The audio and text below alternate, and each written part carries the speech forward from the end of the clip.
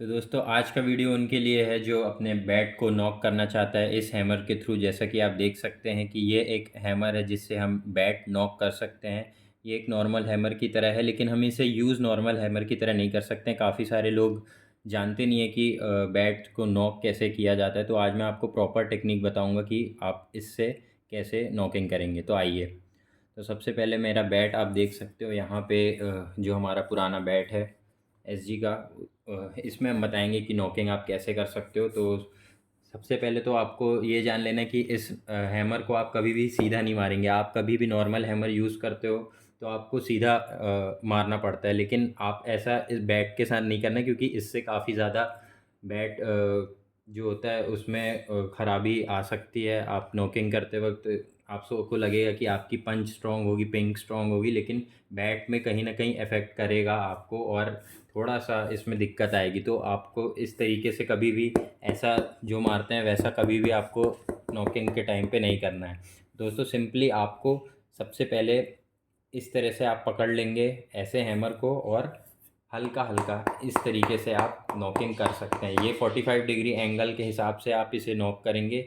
बार बार मैं आपको पहले ही बता देता हूँ, आप अगर ऐसे नॉक करोगे तो ये बहुत गलत और रॉन्ग टेक्निक है। इससे आपका बैट ख़राब होगा और कुछ नहीं। ठीक है दोस्तों, तो सबसे पहले अगर मैं आपकी बात करूँ तो आपकी बैट की जो एजेस है उसको आप सबसे पहले नॉक करोगे। ठीक है, तो हम करके दिखा देता हूँ मैं आपको एक बार कि इस तरीके से आपको काफ़ी टाइम्स बार इस पे हिट करना है इस तरीके से। तो एक आपको प्रॉपर पहले पोजीशन में रख लेना है बैट को, और जिस एरिया को आप नॉक करना चाहते हो उतने एरिया को आप पकड़ लो। आप मार्क भी कर सकते हो कि आपको अगर इतने एरिया को नॉक करना है तो आप इतने एरिया में मार्किंग करके आप नॉक कर लीजिए। जैसे कि मैंने समझ लो इतने एरिया को मैंने नॉक करना है, तो आप इस तरीके से कंटिन्यूसली इसमें नॉकिंग ऐसे कर सकते हैं। और आप एक बार देख लीजिए कि किस तरीके से मैं नॉक कर रहा हूँ, हैमर को किस तरीके से मैंने पकड़ा है और किस तरीके से मैं नॉक कर रहा हूँ। ठीक है, और एजेस को आप जब नॉक करोगे तो एक बात का और ध्यान रखना कि आप पूरे एरिया को एक साथ नॉक नहीं करना। ऐसे में कुछ जगह नॉक होंगी, कुछ जगह नहीं होंगी, तो फिर आपकी नॉकिंग जो होगी वो कहीं ना कहीं ख़राब हो जाएगी, ठीक से नहीं होगा। बैट का कहीं पे होगा कहीं पे नहीं होगा, तो वो सही नहीं रहेगा। तो आप कंटिन्यूसली पहले प्रॉपर एक छोटे एरिया को नॉक करने की कोशिश करना है, फिर उसके बाद दूसरे एरिया को नॉक करने का ट्राई करना है। तो सबसे पहले मैंने आपको बताया कि एजेस को नॉक करना है। अब दोनों एजेस आपके जो नॉक हो जाएंगे उसके बाद आप आना फेस पे। तो फेस पे सबसे पहले आप सबसे पहले मिडिल को नॉक करो तो आपके लिए फ़ायदा होगा। तो इसमें भी आपको ऐसे ही नॉकिंग करनी है इस तरीके से। सेम टेक्निक इसमें भी यूज़ कर रहा हूँ दोस्तों, देख सकते हो आप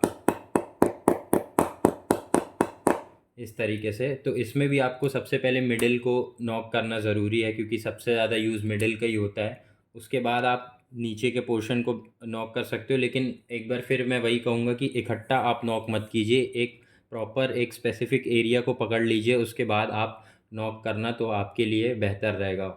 और जितना ज़्यादा आप नॉकिंग करोगे इस हैमर से उतना आपका बैट स्ट्रॉन्ग होगा, उसमें पंच अच्छी आएगी और पिंग भी हाई होती जाएगी। तो आप जब प्रैक्टिस करोगे तो आपको खुद फ़र्क समझ में आएगा कि जब बैट नॉक हो जाता है तो किस तरीके से इसका यूज़ कर सकते हैं आप। और जैसे लोग कहते हैं कि नॉकिंग के बाद भी हमारा क्या बोलते हैं बैट सही से नहीं चल रहा है, रन्स नहीं स्कोर हो रहे हैं जब आप बैटिंग करते हो मैचेस में। तो आप जितना ज़्यादा हो सके उतना ज़्यादा पहले नॉकिंग कर लें अच्छे से, उसके बाद मैं चाहूँगा कि आप बैट का यूज़ करें मैचेस में। प्रैक्टिस आप कर सकते हैं, नॉकिंग आप प्रैक्टिस के टाइम भी बॉल से भी नॉकिंग कर सकते हैं, ऐसा कोई दिक्कत नहीं है। आप हैंगिंग बॉल के थ्रू भी नॉक कर सकते हैं, बट ये हैमर अगर है तो आप काफ़ी जल्दी नॉक कर सकते हैं बैट को, और अच्छी तरीके से भी नॉक होगा। लेकिन बार बार यही बोलूँगा कि अगर इसका यूज़ आपने अच्छे से किया तभी बैट नॉक होगा, वरना दिक्कत होगी। तो आप कोशिश जितना ज़्यादा आप नॉक करो उतना अच्छा रहेगा, और कम से कम एरिया को कवर करके ज़्यादा से ज़्यादा बार नॉक करोगे तो आपका बैट धीरे धीरे काफ़ी अच्छा पंच देने लगेगा। तो दोस्तों आज के लिए मैं इतना ही बताऊँगा, बाकी और कुछ प्रॉब्लम हुई तो आप कमेंट कर सकते हैं। ठीक है, तब तक के लिए जय हिंद। वंदे मातरम।